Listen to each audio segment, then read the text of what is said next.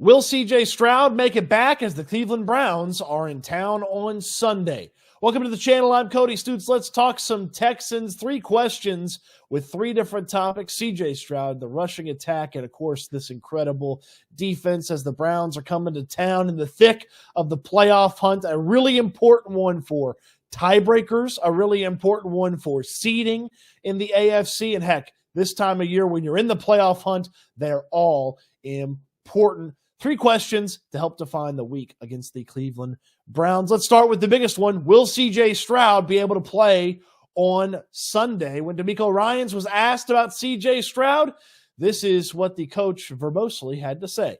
Yeah, with C.J., man, he's still in the concussion protocol, and we'll see how he progresses throughout the week.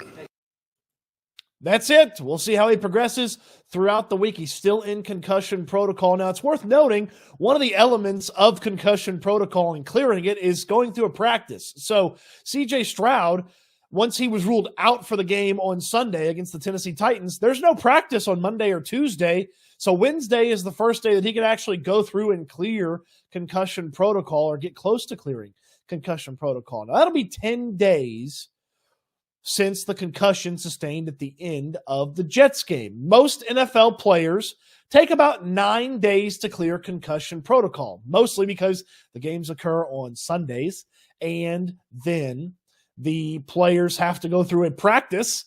So 10 days, 9 days, usually right there in the middle of the week when practices happen for teams. So we'll learn about C.J. Stroud's status on Wednesday, even if he's present, not practicing on Wednesday. If he practices Thursday and Friday, he should make the return to the lineup on Sunday against the Cleveland Browns. Case Keenum filled in admirably, but I don't think any of us want to see Case Keenum go up against a ferocious and scary Cleveland Browns defense in this matchup. All of us would feel much more comfortable with C.J. Stroud at the helm come Sunday, especially if he clears protocol. Now, there is a chance that he's not going to play. DeMeco Ryans wouldn't name a starter if Stroud couldn't play. He just said that we'll see how the week goes to that one as well. Well, we'll see how the week goes starting on Wednesday for C.J. Stroud. No Stroud on Wednesday, then it's a little time to worry. No Stroud on Thursday, then it's full-on panic. The Case Keenum will have to have another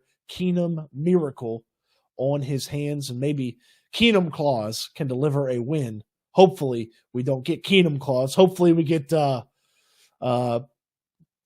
Saint CJ. There we go. Jolly Saint CJ. So will CJ Stroud clear concussion protocol? I believe he will, but that's the most important question this week for this Texans team. Is the rushing attack here to stay?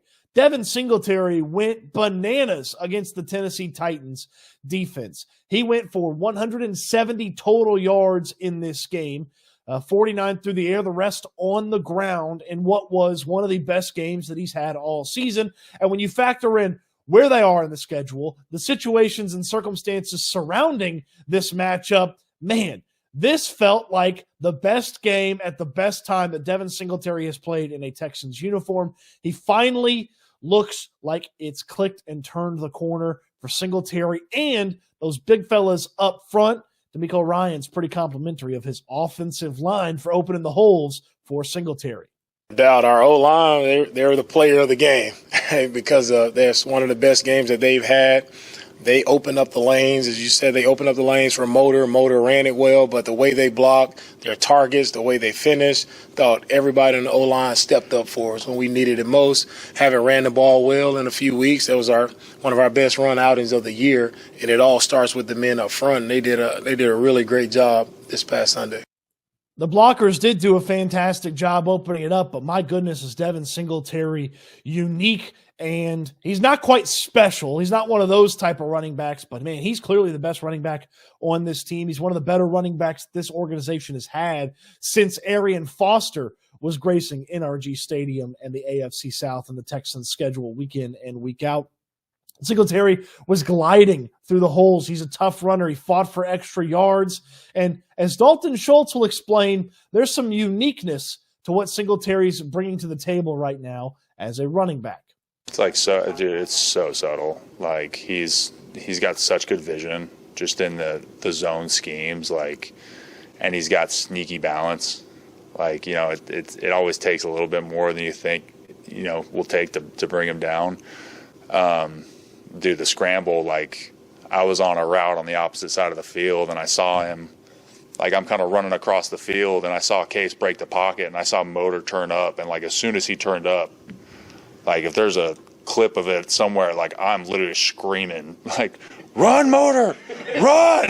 Like, but yeah, man, to have a guy like step up in those big time moments and being able to make those plays, dude, I'm pissed about the power they called back, just like, because he could have had another big one like very next play, and so yeah, Motor's done a great job all year, and yeah, he's got incredible vision, toughness, everything that you need out of a running back that can help carry you in a rushing attack. This rushing attack has to stick around. You think about some of the opponents that you could face in the playoffs, and certainly the opponents that you finish the season with.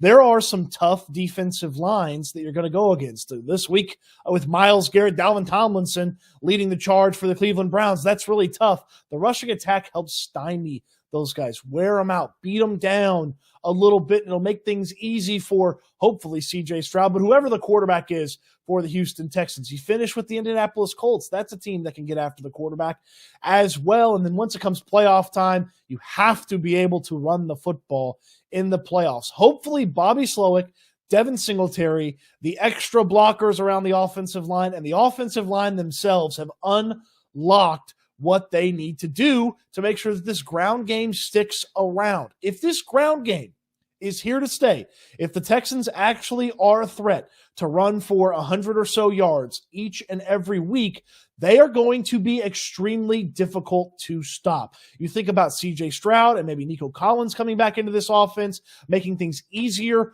on the passing attack because you can rely on the rushing attack. And oh, by the way, we finally saw them throw the ball to Devin Singletary a couple of times. That's an element of this offense that is present a ton in the past couple of years in San Francisco, where Bobby Slowick came from, that has not been present a ton in this offense. This year, it was super successful, obviously, on that giant play that had Dalton Schultz screaming, "Run, Motor, run!" Yes, Motor is the nickname for Devin Singletary, if you have not caught on to that one just yet. So, big question number 2, is the rushing attack here to stay?